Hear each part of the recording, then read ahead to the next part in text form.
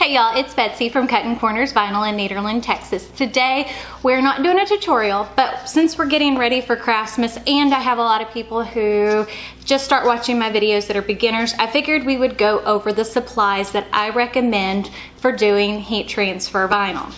Now, you don't have to purchase all of these things through me, but we do sell pretty much all of them, not everything.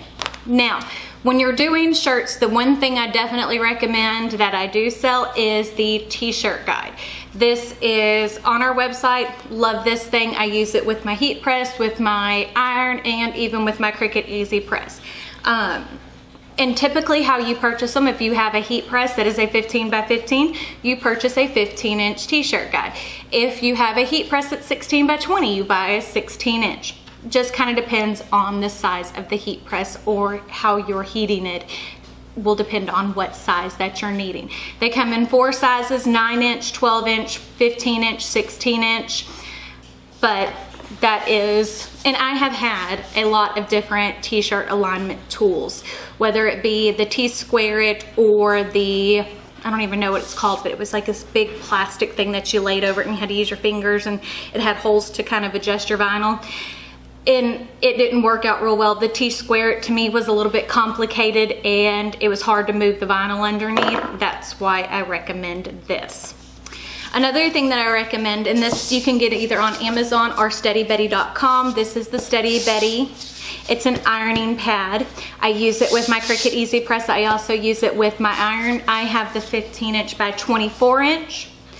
And when I use this, when I'm doing it with my Cricut Easy Press, as you can see, I use the 15-inch guide, so that way I know where my center mark is. Definitely recommend the Steady Betty. Also, good scissors. These I ordered off of Amazon. It was like 4-pack for $13. These are titanium. These work great for trimming around vinyl. Definitely a must. Which I don't think I laid out one, but another thing that I definitely recommend is a Breakaway Blade. That way, if your vinyl doesn't ever cut all the way through, which sometimes things can happen, you can use that little XOXO style tip or an X-Acto knife and trim it, so that way the whole piece of vinyl is not wasted. Teflon Pillow. Again, this is whenever you're doing a pocket shirt, things that have zippers.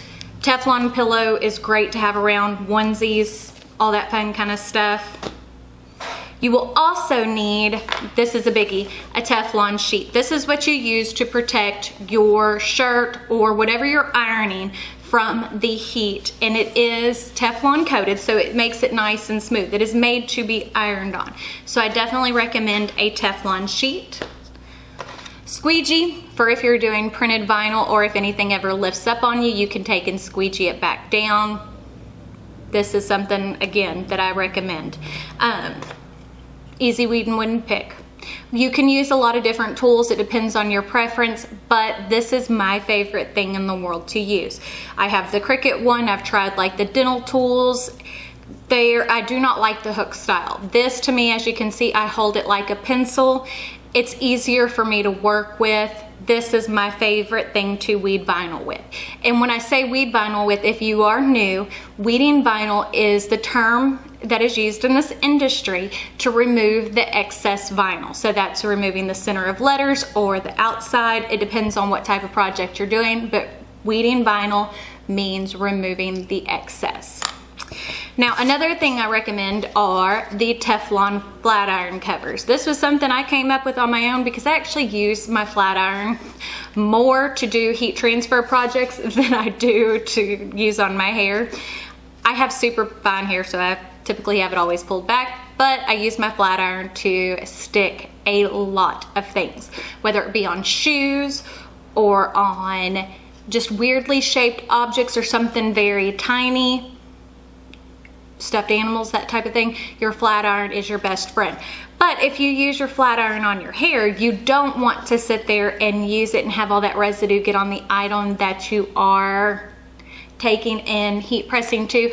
So these are great to have, and it comes in a set of 2 and it's to fit either side, and the flat iron is a great tool to have for heat transfer. So that is another thing that I recommend. And you've heard me talk about my Easy Press. This is my favorite. I use this all the time. I use my big heat press all the time. Really don't use a home iron anymore. This is amazing.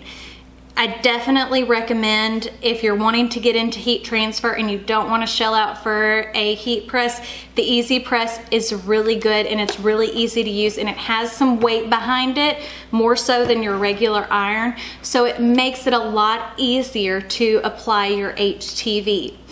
I use this a lot as well for doing big projects. Like if I'm doing a tablecloth for a customer, I can take and lay out the entire tablecloth, lay out on my vinyl, and it makes it so simple. So my Easy Press is a definite recommend as well. Now, you'll also need vinyl, but it depends on your favorites. There's Caesar, there's Thermoflex, other brands out there.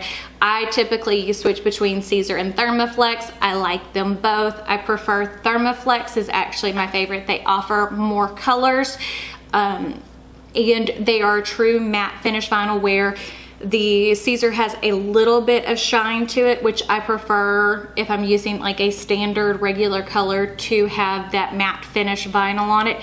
Plus the Thermoflex has a little bit more give and stretch to it, so you don't have to switch between a regular and a stretch vinyl. Now it won't stretch out completely, but it does have a little bit more stretch, so depending on your project, it doesn't get that wrinkly look.